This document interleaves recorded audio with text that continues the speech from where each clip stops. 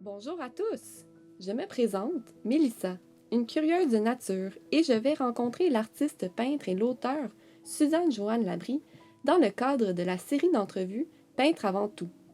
La philosophie de vie qu'elle prône depuis son jeune âge l'a menée, au travers de son art, à donner, entre autres, de nombreux cours et d'ateliers d'art à des gens de tous âges, du primaire à des professionnels retraités.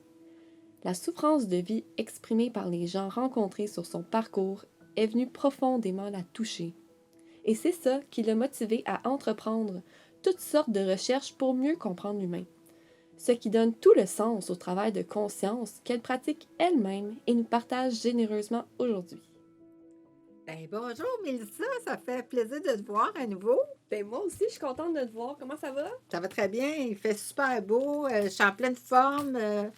Comme ça, tu as encore des petites questions à me poser? Ben oui, je repensais à notre échange la dernière fois, puis il y a quelque chose qui m'est venu. Tu sais, il y a beaucoup de parents qui se demandent: Ah, est-ce que ça va paraître chez mon enfant cet attrait pour l'art? Puis toi, est-ce que ça s'est manifesté très jeune, ta passion? Absolument, mais ça, c'est vraiment une question que moi, je trouve vraiment intéressante. Euh, Puis vraiment d'importance. Parce que jeune, j'ai pas l'impression que mes parents auraient pu voir l'importance que ça avait dans moi, même si j'étais très, très jeune, hein, parce que je te dirais que ça a commencé avant, en naissant, mais où ce que moi, je me rappelle avoir une manifestation qui aujourd'hui me le dit que c'était ça, là, j'avais pas 6 mois.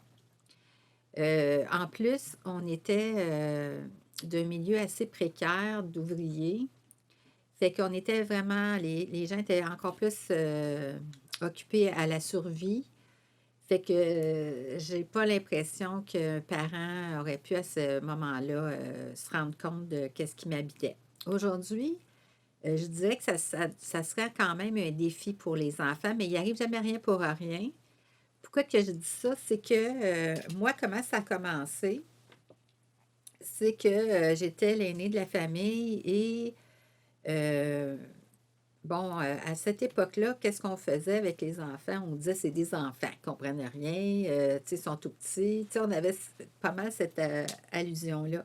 Fait qu'on prenait les enfants, puis on les déposait à terre et on leur donnait pour jouer des spatules de bois, des couverts de plastique quand il y en avait, et des boîtes de carton vide. Ça, c'était euh, le cadeau ultime. On s'amusait avec ça. Et moi, j'avais reçu euh, une boîte, écoute, de carton bleu avec un écriteau blanc.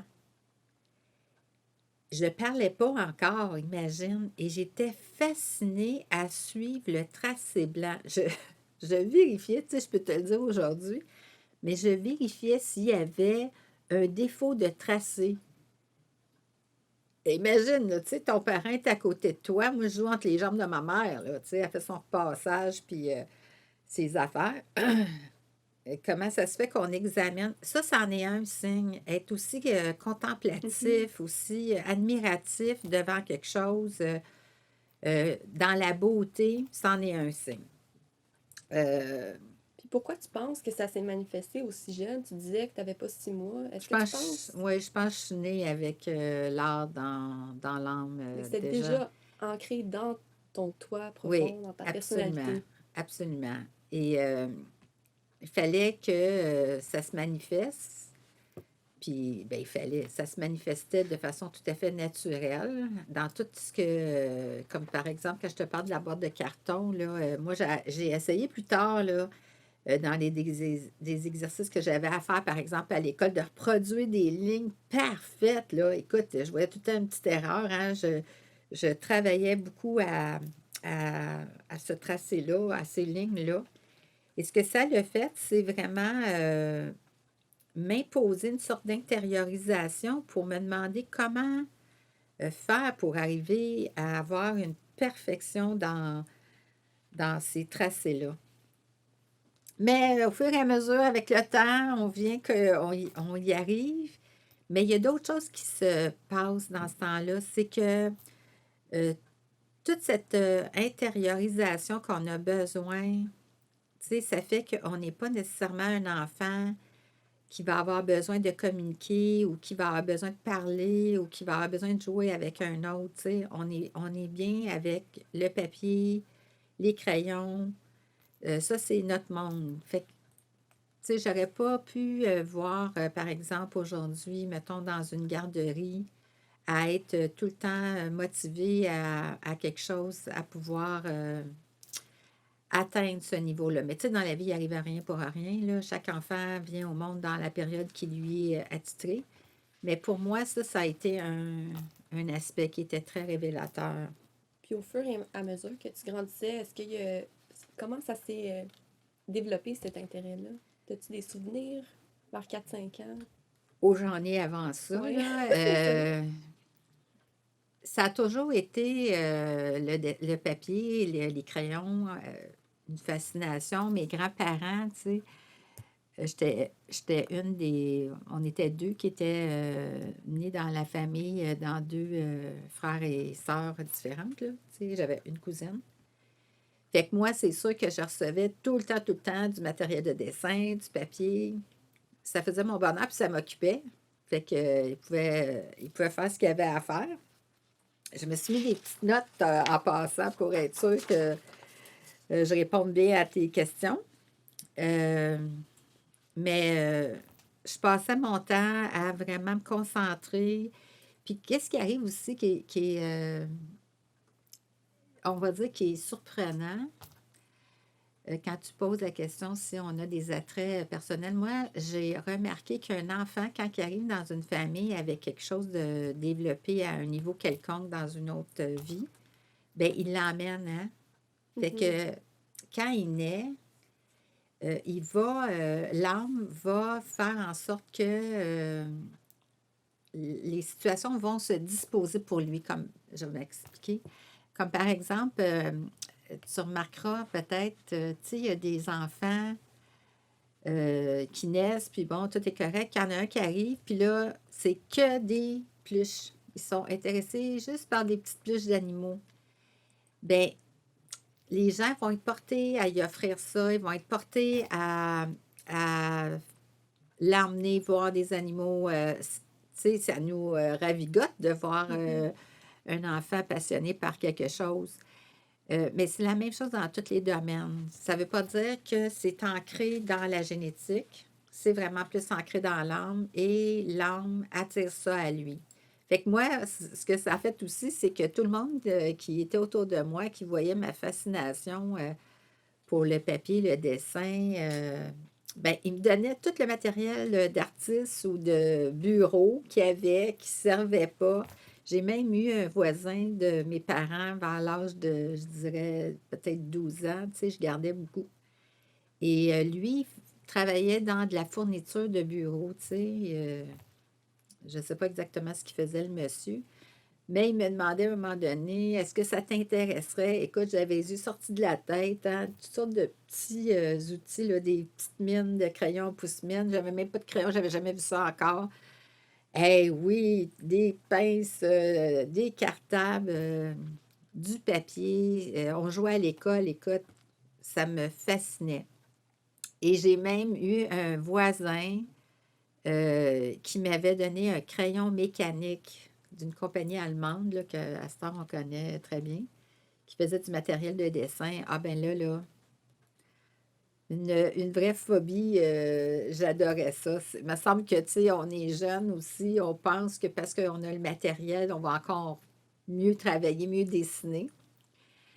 Fait que c'est sûr que j'essayais vraiment de plus à m'appliquer et essayer de rendre une réalité. Hein. Moi, je cherchais toujours une sorte de réalité dans mes dessins. J'aimais ça plus réaliste. Je ne savais pas que ça s'appelait comme ça à cette époque-là. Là. Mais je travaillais toujours à tendre vers un côté réaliste. Fait qu'un jour, imagine quand tu me demandes si j'avais certains attraits. Alors, j'ai peut-être, je ne vais pas encore à l'école, j'ai pas 5 ans, et j'ai reçu en cadeau une boîte de crayons de cire, et à l'époque, les crayons de cire, c'était pas ceux d'aujourd'hui. Il y avait beaucoup de pigments dedans, beaucoup de couleurs, pas beaucoup de cire. Et là, j'ai décidé, j'étais supposée d'être couchée pour la nuit, j'ai décidé d'enlever tous les draps de mon lit. Et on avait un mur qui était tout texturé. Puis, à cette époque-là, on peignait beaucoup avec de la peinture à l'huile, fait que c'était comme glacé, tout raboteux. Fait que moi, j'ai décidé que je faisais un chef-d'œuvre. Je... Sur les murs. Une Hey, toile oui, oui, grandeur nature. oui. Alors, je prends, tu sais, j'ai tout enlevé, les draps, avec donc.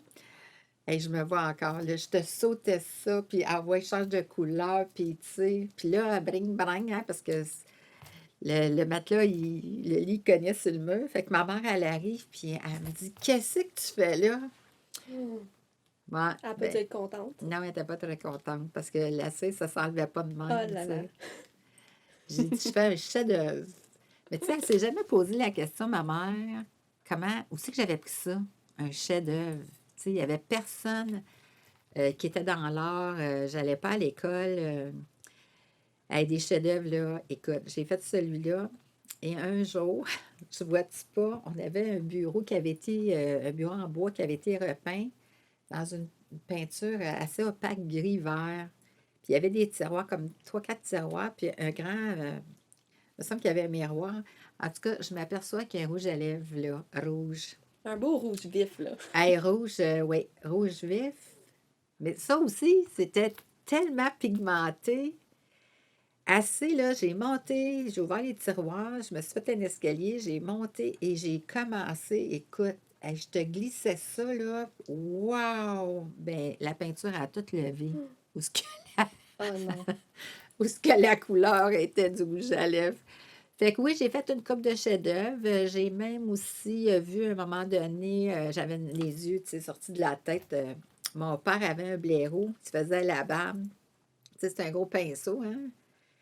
Fait que, ah ouais, la mousse, toi. Hey, moi, je trouvais que ça avait l'air fantastique avec, tu sais, les rasoirs de l'époque, là. J'attends qu'il ne soit pas là. Je rentre dans la chambre de bain, ferme la porte, grimpe sur le lavabo. J'en avais partout dans la face. Oh J'ai non. pogné le rasoir. Pour faire le trait, Elle est venue justement. rouge. Oh là là. Et my God, Tu t'es dit quoi à ce moment-là? ça fait mal. Écoute, je m'étais ouvert la joue. Juste à cause, tu sais, de la fascination de la mousse, le pinceau. J'ai dit, ça doit être super. Hey. Un jour, on déménage en banlieue. Ma mère accepte, mes parents acceptent de garder une fille du bien-être social. Tu sais. Ma mère, elle avait pris des cours avec les Sœurs Grises à Montréal, puis pour remettre l'appareil, elle avait accepté de garder une fille du bien-être social qui venait à l'école et était revenue à un moment donné d'un congé de Noël, je pense, avec une boîte de crayons en métal. Fait qu'elle arrive-tu pas dans le salon? J'ai à peu près 10 ans à ce moment-là. Elle arrive dans le salon, puis là, je sais pas trop c'est quoi, puis je vois un cahier orange, parce que à cette époque-là, les cahiers à dessin, c'était quasiment tout avec des couvertures oranges. Elle roule ça, le cahier, elle le met sur ses genoux. Là, je vois la boîte, j'ai les deux yeux sortis de la tête. Elle rouvre la boîte, elle me dit prends-toi un crayon. Hey, Wow. là, moi, oui, wow. Je me dis t'es sûr, tu sais? J'hésite, elle dit oui, oui, prends-toi un crayon. Fait que là, je prends un Bourgogne.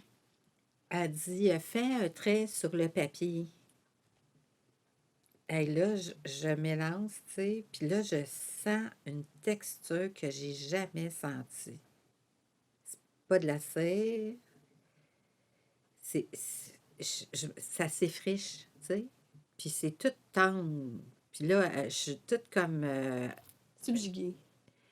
une sensation en dedans de moi, profonde. C'est quoi ça, tu sais? Puis je suis toute attendrie dans ça, fait que je redonne le crayon. Elle, elle se met à faire un dessin, un visage réaliste. Puis tu sais, ce que c'était, là, ces crayons-là, c'était des pastels sèches. monter sur un crayon en bois. Moi, j'avais jamais vu ça, là. Hmm. Et quand je vois le dessin qu'elle fait, réaliste, ah là, j'ai dit, il faut que je me pratique. Fait que là, je me pratiquais avec mes crayons de cire. C'est pas le même effet. Ben, tu sais, les crayons de cire, on pense pas que c'est des crayons de bois, mais le liant qu'il y a dans un crayon à colorier, souvent, c'est de la cire, tu comprends? Il y a moins de cire qu'un crayon qu'on dit de cire, mais le liant, c'est c'est quand même de la cire. Et je me pratiquais là, les bandes dessinées le samedi matin. Ah ouais, j'en faisais une puis une autre, bourrée de fautes d'orthographe. On ne gênait pas pour me le dire. Je me disais, faut que je devienne bonne pour arriver à avoir ces crayons-là pour faire des chefs-d'œuvre, justement, tu sais. Et là, à cause que tout le monde. T'avais-tu une petite question? Ben, je me demandais, les bandes dessinées, c'est toi qui les créais ou t'avais un livre comme. Bien, au D'où départ, ça venait? j'essayais par moi-même. Hein, tu sais, le matin, nous, le samedi matin, on adorait ça, les comiques à la télé. Fait que, tu sais, c'est proche de qu'est-ce qu'on dessine. Hein? Ça a l'air bien plus d'un comique que d'un dessin réaliste quand on est jeune. Mais un de mes oncles, comme je te disais, tout le monde me donnait du matériel de dessin, m'avait offert un cahier d'instructions, si on veut, à faire des bandes, des comic strips, tu sais, Une bande dessinée. des bandes dessinées, mais c'était plus des personnages. Mais c'était tout en anglais. Fait que j'ai dit, ah, c'est pour ça que je connais aucun dessinateur. Nous autres, on ne parle pas l'anglais. C'est vraiment c'est ça, je te dis, Oui. tout est focusé là-dessus. Fait que je me suis dit, il faut que j'aille à l'école anglaise parce que moi, je veux les rencontrer, ces dessinateurs-là.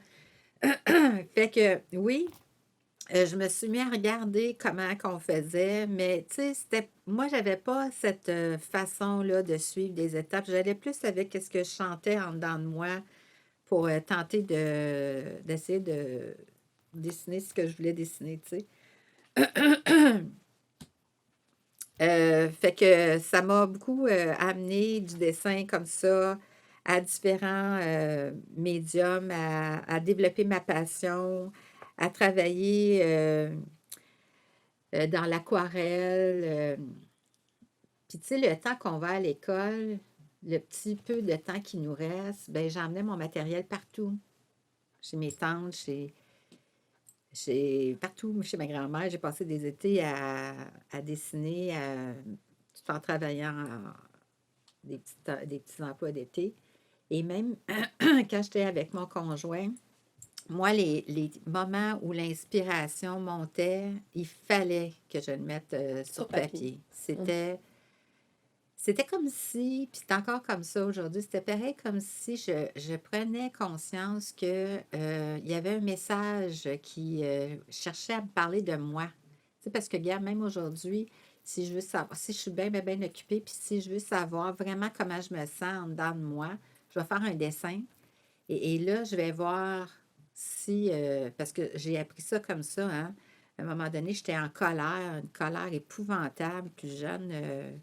J'étais en formation au collège en mode et on m'avait demandé de dessiner des visages. C'était un exercice qu'on avait à faire. On avait comme je pense, une vingtaine de visages à faire dans différents plans en couleur. Et j'avais dessiné des punks, hein. Il n'y en avait pas. Ma mère, elle disait, où tu prends ça? Dans ma tête. Et là, j'avais fait un personnage là, en colère, là. Ça me faisait peur. Mais À toi-même. Oui, mais j'étais en colère. Fait que, tu sais, c'est vraiment une façon de savoir ce qui nous compose, ce qui se cache en dedans de nous. C'est fascinant comme outil. Oui, pour ma part, peut-être comme un musicien, la musique, c'est aussi fascinant. Moi, c'est l'art, c'est le dessin, c'est la peinture. C'est une excellente façon de se connaître. Puis admettons, là, t'as un enfant qui vient te voir. Qu'est-ce que tu aurais à lui donner comme conseil? Moi, tu sais, j'ai eu beaucoup d'enfants qui sont venus pour des cours de dessin. Moi, je trouve qu'un enfant qui est passionné par lui-même du papier, comme j'ai été, je ne peux pas te dire d'autre chose que qu'est-ce que je connais. On peut l'encourager, mais de dire je vais faire un artiste avec un enfant qui n'a pas emmené aucun attrait naturel, non. ça se fera jamais. Bien souvent, qu'est-ce qui arrive avec un enfant qui est intéressé par le dessin, il va s'occuper. Il ne faut pas trop le déranger, dans le sens que, oui, on doit parfaire à nos activités, avoir des responsabilités scolaires, des responsabilités dans la maison. Ce qu'il faut souvent y emmener, c'est une discipline à sa passion, qu'il trouve du temps pour s'investir par lui-même. Puis plus l'enfant va s'intéresser par lui-même, plus qu'on a de chance qu'il va avoir la rigueur, la perspicacité, l'endurance pour poursuivre sa passion, puis l'emmener peut-être dans une profession. Mais forcer un enfant, j'ai pas vu, moi, d'enfants venir à faire des grandes carrières d'artistes quand on les occupait seulement à passer du temps. Ceux que j'ai vus dans le nombre d'enfants que j'ai eu à enseigner, qui avaient un réel talent, je peux te dire que je peux les compter juste sur une main. Et ils en mangent, comme moi j'en mangeais. Fait que il faut les laisser dessiner le plus, faire traîner peut-être des livres sur des artistes ou parler avec eux, comment des artistes ont eu, par exemple, des parcours à défi, mais il faut que ça vienne d'eux. Fait que je ne sais pas si ça répondait à ta question, Oui, encore mais une fois, ça a répondu à mes questions. parfait. Si ça peut t'aider, ça me fait plaisir. Puis attends-toi à ce que je revienne te voir. Ah bon, Parce que il y a d'autres pans de ta vie qui m'intéressent. parfait. Excellent. Fait que ça m'a fait plaisir, Mélissa. Merci. À bientôt! Vous pouvez la suivre sur sa chaîne YouTube Suzanne J. Labrie, /Vinci, et sur Facebook, sur la page des éditions de Labrie en Provençal, pour également vous procurer son manuscrit Et volupté ou divinité, ce Da Vinci. Je vous reviens sous peu avec un autre partage dès que j'aurai la chance de la rencontrer à nouveau pour lui poser toutes mes questions. À bientôt!